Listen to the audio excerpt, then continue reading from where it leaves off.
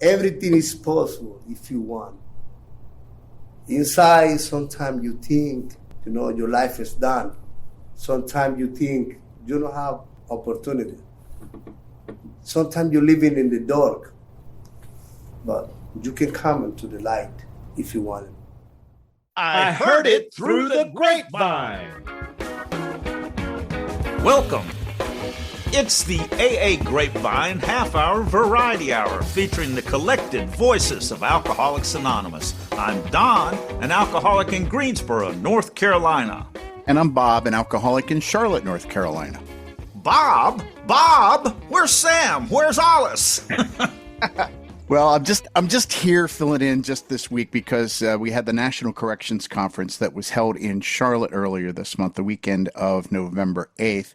And I was the roving correspondent who was there, who did some interviews with some of the people at the convention. And it was a massive success, and it was a great deal of fun as well. Wow. I wanted to go to that, but I'm glad you could go and that you got recordings since you're our roving reporter. Right.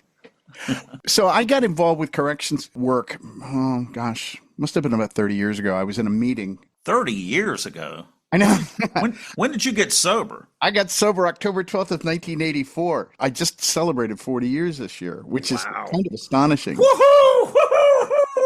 I mean, we got to release the monkeys for that one. So I was 10 when I got sober. I was roaring through the lives of others. Long timer. It was a guy in a meeting, and he said he needed some help with some corrections work, and I went up to him, and I tried to trust the little intuitive whisper voice in my head that says, go help him. So I said yes. So I started going to the prison with him, and I've been going to the same facility ever since, and then have had the opportunity to travel to many different facilities around the state. You've been going to the same facility for 40 years. For 31 years. No, I've been sober for 40 years. I got you. So you built relationships there. Yeah, I did with the staff. I mean, I've watched staff come, work, and retire since I've been there. What about with people that are incarcerated? Yeah, I had the opportunity to start going to the meetings there, and I wanted to sponsor them, and I didn't know how you go about that. And so I went to a workshop, and I asked a guy who was at the workshop, and I said, how do I do this? And he said, just ask them if you can have a room with no guard, a private room, so you can work the steps. And I was like, they're not going to let me do that. This is a gun camp. There were guards in the towers and everything else. And I went in and asked them, and I should never listen to my own mind because they said, sure, we'd love to help. What do you need? And so I've gotten the privilege of being able to sponsor guys at that camp. And it's been an amazing experience. It really has been. Were any of the people that you have sponsored at this corrections conference? Yes, two of the guys who I sponsored were at this corrections conference, and I ran into a couple other guys who saw me from other camps that I went to. But two of the guys are out, and they are, living great lives now. And in fact, both of them have come into the facility and spoken, and I've gotten the privilege of being able to walk out the gate with the very guys that I sponsored in that facility, which is really cool. And they're out now, and they can walk out too. Right. And one of them is actually a volunteer at that camp. Oh, man, that's got to be rewarding. Yeah. In fact, one of them, we sat there and we wrote down, I always write down goals on what do you want to do, with your sobriety. And one of them was he wanted to get a college degree, maybe more than one. And he got out. He went to a community college. He went to a 4-year school. He did so well. He got recommended for an overseas study program. So he went to France and got his master's degree. And the miracle of sobriety, I swanny. The thing that's truly amazing about that is not what I did. It's the idea that you get to see with that working with others, to watch others recover, to have a host of friends. This is an experience you must not miss. Well, that's come true in my life, and you just get a ringside seat for God's handiwork when you do this. And that is, you want to talk about getting excited about sobriety. I mean, yes, getting chill bumps from, and I'll bet there were some chill bumps this weekend. Describe the conference. Describe the scene and the feel of it. So we're going to talk to the guy who was the chair, and he's going to talk a little bit about that. But he said officially 399, but there were more than that. So this is the largest national corrections conference ever. This is the 7th year. This was the 7th year. That's right. And the other guy who I sponsored in prison was a speaker at the first one 7 years ago. Wow. And only because of my sponsorship. Yes, I'm certain of that. Yeah, they'll tell you that too. Only you can do it, Bob. I know. Nobody knows your shortcomings like a sponsee, let me tell you. But they had speaker meetings that were very good. And then they had panels, and people got up and got to do little talks about some of the specifics of that. For example, a topic or two. Topics about things to do in carrying the message into facilities. I think that one of the things that people think if they didn't, I never did hard time. I was arrested. I had misdemeanors, drunk driving, that sort of thing. People think that they have to have had some sort of experience, bad story. And you don't. You just have to carry the message in. And I think that's one of the things that was really resounding. And I think that's one of the things that I've experienced as well. I just didn't think that I was. And what I have found is you just carry the message. And one of the things that seems to melt away when you're in the meeting is it's Alcoholics Anonymous. And the one thing that I always tell them is you are Alcoholics Anonymous in here. I'm not bringing it in, so that they can support each other. And a lot of the guys who I have sponsored have been sponsored by other inmates at some point along the line in the facilities. Wow. I heard a guy speak at a workshop that we did here not too long ago, and he said, you really don't need the experience of being in prison to carry the message.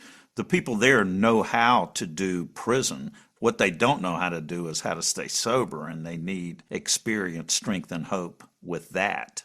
And I think when we listen to the interviews that are coming up, you're going to hear that message again. Well, I'm excited about this. Bob, thanks for being here. It is great being here, and thank you for having me for this. This is very special to me. But first, the news. The Grapevine is looking for stories by women serving long-term or life sentences. How are you staying sober inside? What are your challenges? What is AA like there? Send stories to aagrapevine.org/share or mail them to Grapevine, 475 Riverside Drive, 11th floor, New York, New York, 10115. I'm here with Patrick C., the International Convention Coordinator, with an update on the upcoming International Convention in July 2025 in Vancouver, British Columbia. Hi, Patrick. Hello, Don. It's good to see you. So what's going on with the International Convention? Planning is in full gear. We have over 25,800 participants who have registered for the convention. So it just keeps growing, and it's exciting to see it happening. Cool. We've instituted a new communication called IC25 Chit Chat. Chit Chat, I like it. It's going to come out twice a month. It's just kind of sharing some tidbits and reminders about the convention. And we're including a section called Convention Tales, getting some sharing from people who've attended in the past. Ooh. Here's some of the messaging that was in the chit chat. If you canceled because you didn't find housing, did you know that hotel rooms and dorm rooms are still available? Check out all our options for yourself. If you've never been to a convention, there was a section on what to expect. There's Thursday dancing in the streets. Oh, I didn't know that. I know. It's a block party that we'll be having. Friday, big meeting and flag ceremony. Saturday, long timers meeting, which you don't want to miss. And the Sunday closing meeting. And our first convention tale was from a woman who shared about how she made going to the International Convention a priority. She was an older woman, not someone who had a lot of money, and she was raising her grandchildren, so money was tight. She spoke about how she made a commitment to go because it was important to her sobriety. She said her higher power was in charge and was willing to do the footwork by putting money each week into a coffee can. It quickly added up to support her sober adventure. Wow. And so then I've asked, do you have a story and would you like to share it? And if you do, just email me at International Convention Coordinator 2025ic@aa.org. And an interesting footnote to the very first chit chat I sent out, the person who replied to me with a convention tale came from an island called Mauritius Island off the coast of East Africa. Wow. It's truly international. Yeah, so I thought that was really interesting. And so you'll see his tale in a future chit chat. Very cool. Patrick, how do you sign up for the chit chat? It just comes out through our communication channels in the general service structure. So your delegates get it and they pass it on. We're putting it out in the meeting guide app news section. It'll be under the What's New on AA.org page. So there's many different ways you can grab it. So the easiest way would be for people listening right now, just go to aa.org. And look up What's New. What's new? Okay, what else? Another topic that people are asking about is international attendees coming. They need to do a few extra steps, especially if they're from a country that requires a visa to travel to Canada. Mm-hmm. First, they would need to register for the convention. They would need to book accommodation and receive confirmation of that booking. Then the International Convention Coordinator, that's me, will send an email to them with a form to fill out. It has all the details of what we need in order to supply them with their visa letter. Mm-hmm. And they will take that visa letter and submit it with their application. So those are the steps. Yeah, I wanted to give some insight into the steps for obtaining a visa letter if you're in need of one. Excellent. Patrick, this is great. I'm excited about it. I'll look forward to our next time meeting, Don. Yeah, and I'm going to run to aa.org and take a look at the International Convention Chit Chat.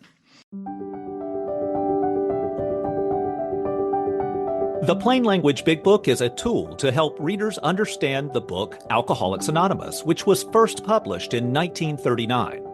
This new book is designed so that the AA 12-step program of recovery from alcoholism may be easily understood and accessible by all people who have a desire to stop drinking. Members of AA fondly call the original book Alcoholics Anonymous the Big Book. It's the basic text for the AA program. The Plain Language Big Book has been written to present the original ideas and same spiritual message of the Big Book Alcoholics Anonymous. This new text is not intended to replace the much-beloved Big Book.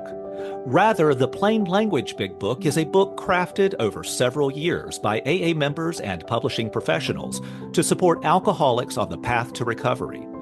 The book is intended to help people who have a problem with alcohol gain access to AA's life-saving message. For years, AA members have expressed the need for a Plain Language Big Book. Based on the shared experience of AA members, some people may not have regular contact with other members of AA to help them understand our program of recovery and the language of the original book, Alcoholics Anonymous. Other people have a hard time reading, especially books that were written long ago. This Plain Language Big Book is written in simpler language to support readers in their recovery. The Plain Language Big Book covers the core content of what is the abridged version, the edition without personal stories, of the original Big Book. Readers are also encouraged to seek out the current edition of the book Alcoholics Anonymous and meet with AA members to support their own individual paths of recovery from alcoholism. The Plain Language Big Book is AA General Service Conference approved literature and is available now for $11. As always, AA encourages ordering our literature via your local distribution sources, groups, districts, intergroups, and central offices, as they play a vital role in local 12-step activities. Okay, Bob, what have you got in store for us? You've got some recordings? Right. So all of the people that I'm interviewing have been to prison. And first of all, we're going to hear from Angel S., who was the chair of the National Corrections Conference. Then we'll hear from Morris, who got sober in prison. And then Tammy, who found sobriety in prison and has had involvement with the corrections correspondence and carrying the message into facilities. What is the National Corrections Conference and how long has it been going on? The National Corrections Conference has been going on. This is the 7th year. We just finished it in Charlotte, North Carolina. My history really with it started 7 years ago. However, in 2021, when they had it right after COVID, was in New Orleans. And my sponsor happened to go and speak. And I was meeting with him like I normally meet with my sponsor every month. And I told him, what you heading now? What you doing? He says, well, I'm headed over there. I'm their keynote speaker. He says, look, as a matter of fact, they're looking for an ex-felon for a panelist. So I went up there with him. And I remember it was banquet night. It was Saturday night after the meal we were eating. And I turned around and sitting at the table. I asked my sponsor, I said, look, I want to bring this thing to North Carolina. He goes, well, Adrian, he looks at me with his funny face that he has. And he says, this is a bidding process and you could lose. And I said, I ain't losing. We're bringing this to North Carolina. We're bringing it to the state. So we won the bid. And I had a life sentence plus 15 to 18 years. And one of the things I want to do, if I ever get out of this place, if I'm ever in a stage and I could bring a message, it'll be to the volunteers. So I had men and women come to me and just the gratitude and the spirit, how it moved in this conference was just amazing. I'm looking forward to next year. The next one is in Tennessee. Right, in Nashville. How many states were represented? And you had people from Canada as well? Canada was represented, and we had 30 states. I mean, that's pretty good. I mean, like I said, we broke the attendance record. What would you say to somebody who's never done corrections work before or corrections correspondence work before? What would you say to them if they're contemplating doing this? People believe this, that when you talk to them about corrections, they think that you have to be some type of ex-murder or something. It's not. These people in prison, we know how to do crime and, hold up people and do all sorts of self-dope and all this type of stuff. We don't need to know that. We need the message of hope. And that's what those volunteers bring in. A lot of times people say, no, I need to speak their language. No, their language is English or Spanish or French or whatever language they speak in. We don't need to change our dialect or change any way to speak to them. They're just alcoholics in the inside, just like we are on the outside. My name is Morris. My sobriety date is September the 5th, 1989. And I got sober in prison. Yes, I got locked up November the 7th of 1987.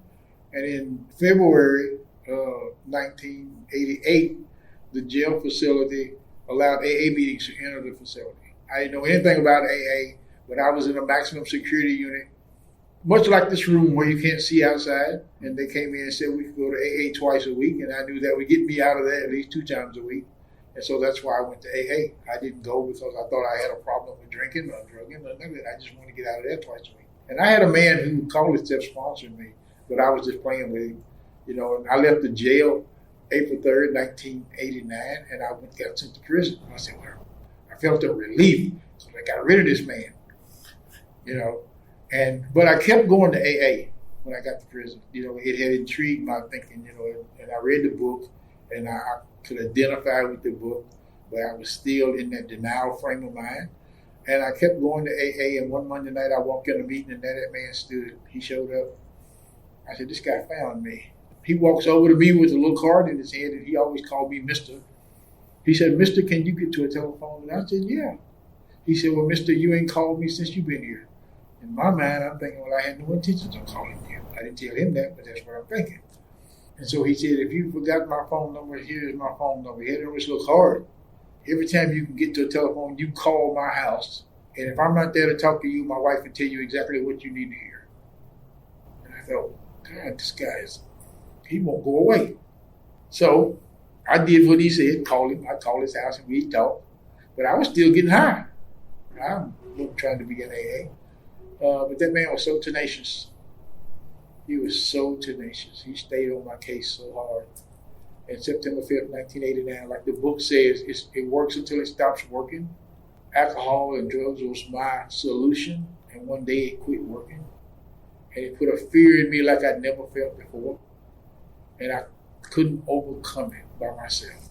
And the only thing left for me to do was pray. And I got down on my knees and I prayed, and I promised God down on my knees, if you take this feeling off of me right now, I won't ever do this again.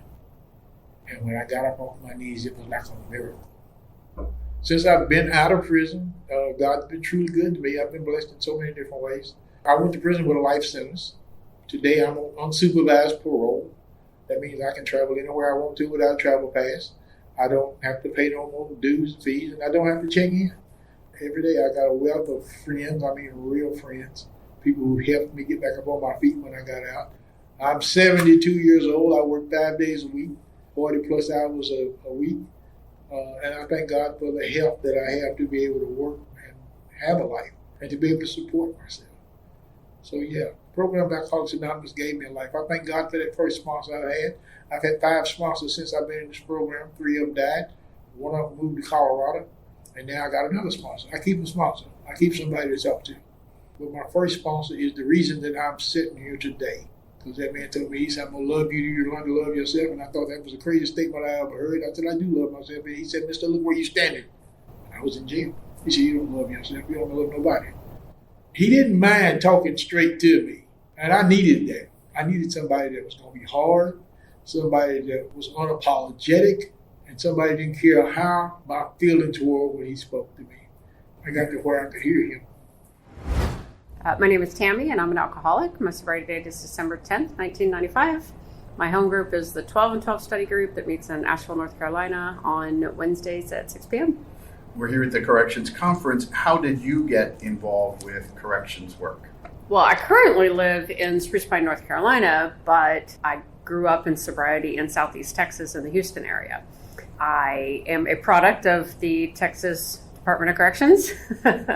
It was one of those things that ended up being almost like God said, you're not going to miss this, because I kept finding excuses not to or other things to do, but I kept running into people doing corrections and getting invited to a corrections conference. And at some point it was just like, I think God's telling me I'm supposed to be doing this, right? And the first thing I did was get involved with corrections correspondence.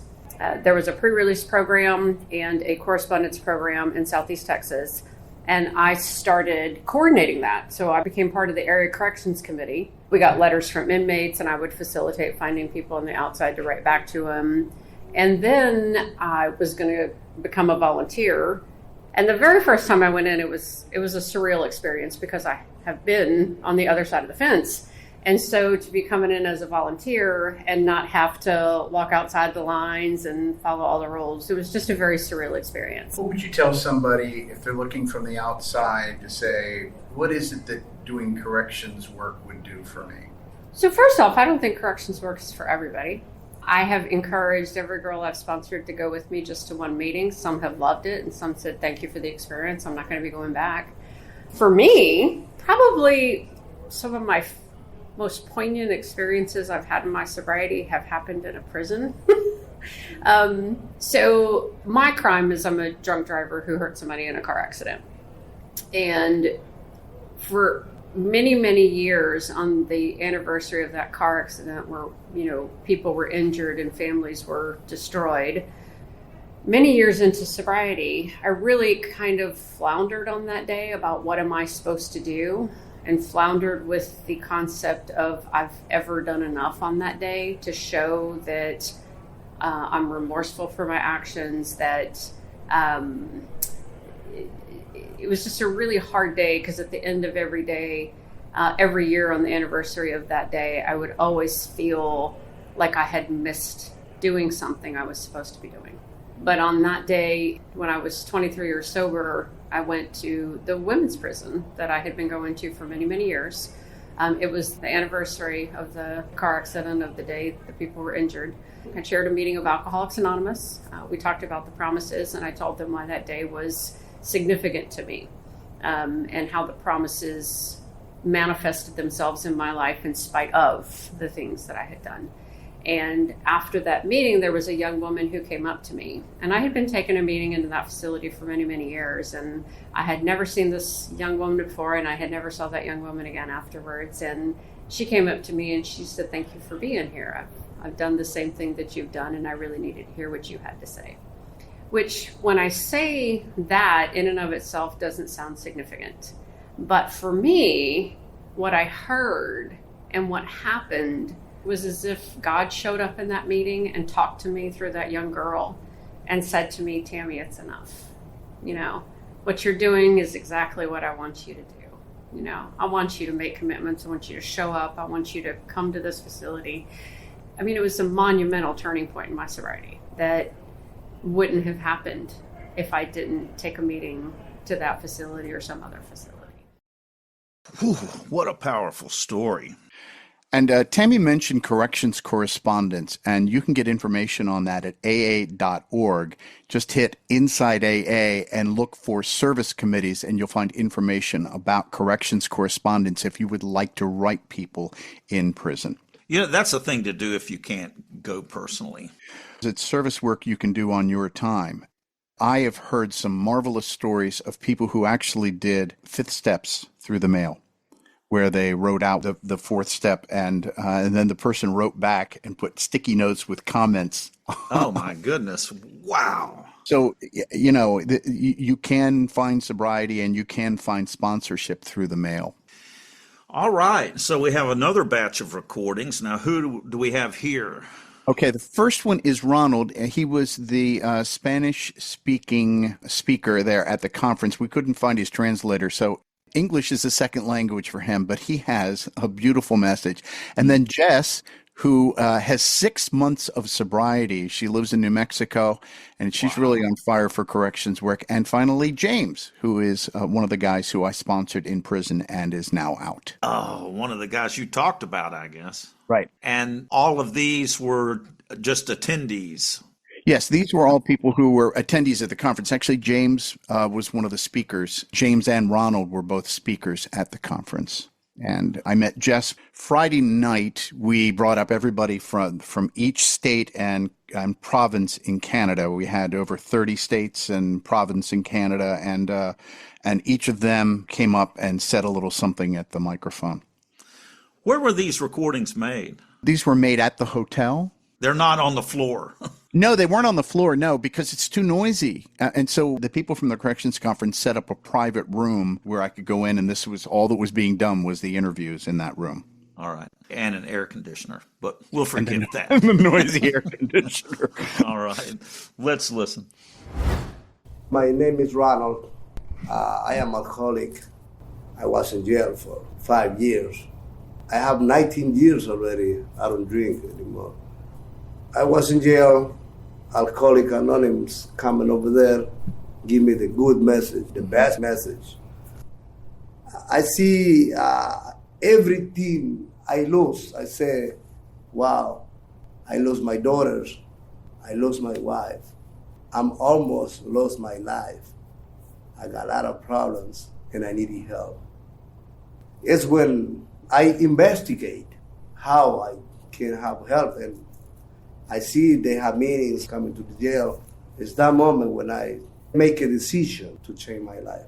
So did you have somebody help you work through the steps at that point? Yes, Oscar. What kind of tools did Oscar lead you to help you deal with all of this for the change in how you reacted to the environment around you? Oh, Oscar, he gave me the number first. He said, doesn't matter what problem do you have, you can call me. Sometimes I call Oscar. He give me all the pamphlets. He bring me very good book. I love the blue book, Alcoholics Anonymous book. And Living Sober. Perfect books. And for 5 years, I read the books and go to the meetings. And the books changed my life too, because when I read in everything Bill W. put it in the book, oh my God. The book is rich, very rich. Hello, my name is Jessica V. from El Paso, Texas. Changed my location now to Las Cruces, New Mexico. My sobriety date is April 20th, 2024. So I have 6 months and some change today. The way I came about coming to this conference, when I think about it, really is just like speaking my truth and being honest about my journey, and being recommended to come over here, even though I'm very early in my sobriety. And I wanted to see how I can incorporate my past and my sobriety into service work that can impact facilities that I used to be in. So I came about Alcoholics Anonymous through Narcotics Anonymous. I started in that fellowship in 2017. The seed was planted. I went back out and I'm blessed to have came back into the rooms. 2021, I tried recovery again. I went back out after that. Once again, my probation got revoked, and it was either a state rehab or a state prison sentence. I said, I don't want a treatment facility. I want to do my time, and I don't want to be on paper when I get out. So I got just that. And when I was incarcerated, I received correspondence from somebody in the rooms. It made me look at my sentence differently because I felt I was going to get out and have no one, which was the story of my life at that point, 7 years deep into, the disease. And when I got that correspondence stating that I was not alone, it made me look at the future in a brighter perspective, as opposed to, I have no one, I'm going back to the streets. And eventually, when I got out, I was in a relationship with the father of my son, and it was abusive. I just needed to geographically change my location, and I was continuing to romanticize the alcohol because in my early 20s, I was knee deep into narcotics that when I got clean off of that, I said, oh, well, I can drink now. I used to do heroin and meth. What's the legal stuff going to do to me? And it was just what my sponsor calls jarring experiences that I could not put anything in my body and do as normal people. I'm not a normal person. So I was drinking a lot. And I came across somebody very dear and special to me that kind of ushered me into AA. I don't know if she knew that I was struggling. And when she ushered me into AA, ushered me into service work, everything just kind of fell into place. And I'm so grateful for the fellowship of AA because I'm here today, 6 months later. I just never thought that somebody like me would be here sharing my story and identify with people all over the country that have similar stories to mine and are successful today. I'm James Kozman. My sobriety date is December 13th, 2003. I got involved in Alcoholics Anonymous when a friend of mine invited me to go. We were at a fairly new facility, and the first AA meeting was being introduced, and he asked me if I wanted to go with him, and I said yes. I had known for quite some time that I needed to get back into Alcoholics Anonymous, and so that's when I started. I also realized very shortly, I realized that I needed to work the steps. I needed to get a sponsor. I wound up running into you, Bob, who took me through the steps in 2007 at Lincoln Correctional, I believe. I didn't realize that what the steps were going to do for me was a much deeper thing than drinking. I didn't know anything about emotional sobriety. I didn't realize that there was such thing as being balanced and experiencing true joy and peace, periods of it in my life. I usually like to relate it to it's like I was born with a toothache. And because I was born with the toothache, I thought having a toothache was normal. I thought that was what was regular. And working the steps, the toothache started going away. And I started realizing that all that pain and anger and fear that I had experienced all my life started to dissipate, at least for time, periods of time. And I didn't want to have that toothache anymore. So I kept going. But I've come to realize that that's what this program's all about. It's about my relationship with myself, with other people, and with God. It's not just about my relationship with alcohol. What does your program look like today? I get up every morning and I say those same prayers every morning. I try to spend a few minutes doing some kind of formal seated meditation, and I try to read some type of spiritual readings. And then I go to a lot of meetings. I hate to say a lot. It varies from week to week. Some weeks I might get 4 or 5, and some weeks I might only get 1. I try to never miss my home group, which is on Monday night. I was raised in the program that I should never miss my home group unless I have some very legitimate reason. I try to carry the message any way I can. I'm a firm believer that is an integral part of the spiritual principles of this program, that we have to give it back if we want to keep it. One of the meetings that I attend regularly is at the Lincoln Correctional Facility, which is with you, Bob, and also try to, work with sponsees whenever I have one that is actually wanting to work the steps.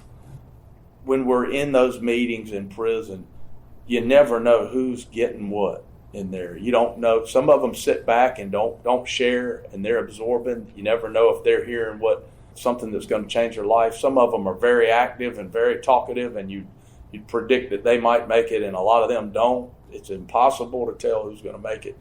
But I realized that somehow or another I was doing what God wanted me to do, and I believe that I was acting as a vessel for God in AA, and it felt good. When I walked out of there that night, I felt good. AA is a great program, but I'm a firm believer that just attending AA meetings is going to do next to nothing for the alcoholic. And so anybody that might be listening to this, if you have any type of opportunity to help sponsor someone, to help guide them through the steps, I would highly recommend you doing so, because you never know when you're going to help somebody get the light bulb turned on. Wow, he's a good speaker. It's true that you can't tell when you're talking. I've spoken in prison a couple times, and most of the people just have a glazed look on their face the times I spoke, and I kind of felt like I wasn't connecting, but there was one or two people who were really paying attention, so I just spoke to those. Yeah, I think that's what you do.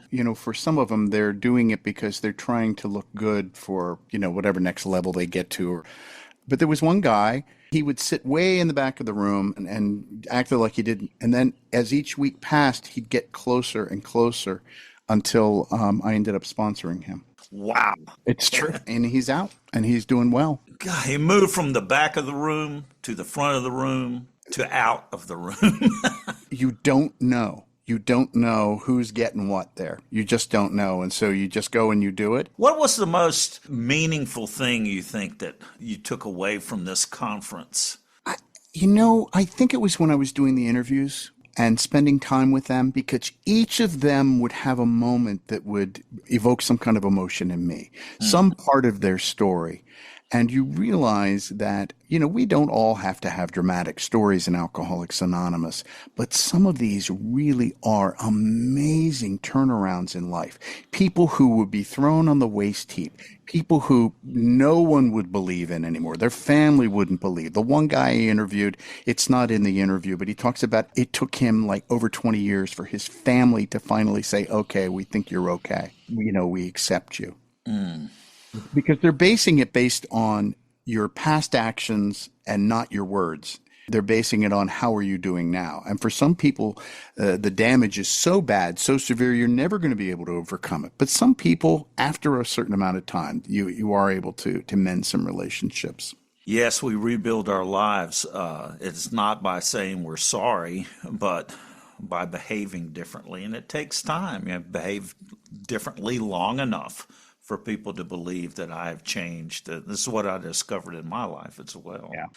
So if people want to get involved with prison work, Bob, how would you direct anyone to? I would say either go through your local intergroup office or your district.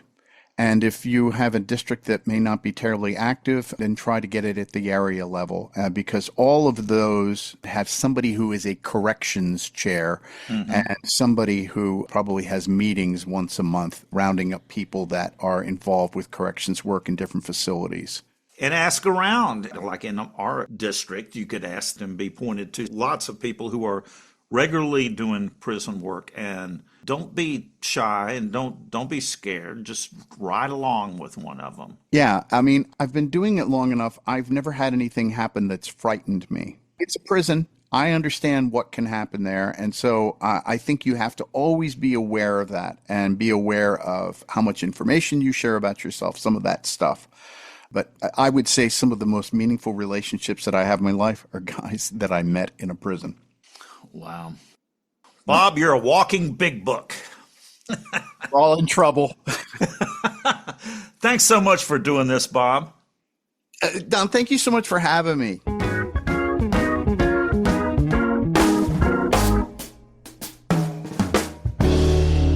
You know, there's another way to help those who are incarcerated. AA Grapevine, the magazine doesn't have staples, and it costs more to publish a magazine without staples. Yeah. But the reason the Grapevine doesn't have staples in it is so that they can be mailed into prisons. Yeah, the Grapevine is very important in prison. The guys love getting the Grapevine there. In fact, I get the subscription to the print version of it.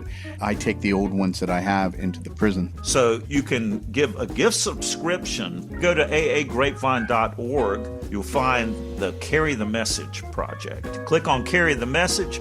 They offer Grapevine subscriptions for unknown alcoholics in need. $36, you buy a subscription for someone on that list. You don't know who, and they get a subscription to the Grapevine.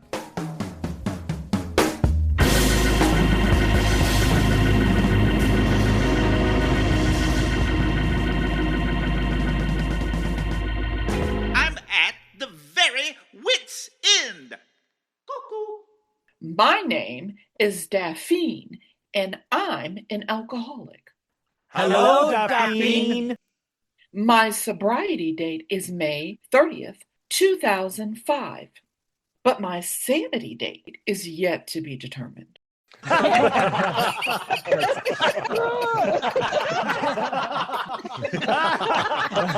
It's really not that funny.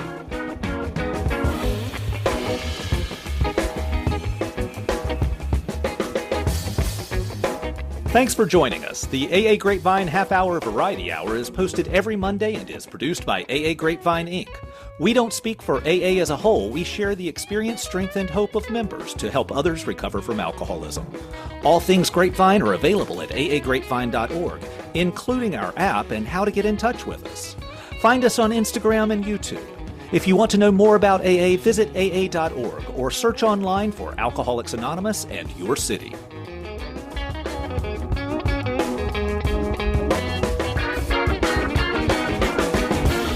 Hey, Don, it's kind of a special day. It's the AA Grapevine half-hour variety hour's first Oliversary. It's the Oliversary. Alice joined us as a co-host about a year ago today. A national holiday. Welcome, Alice. We're so glad you're with us, Alice. Love you.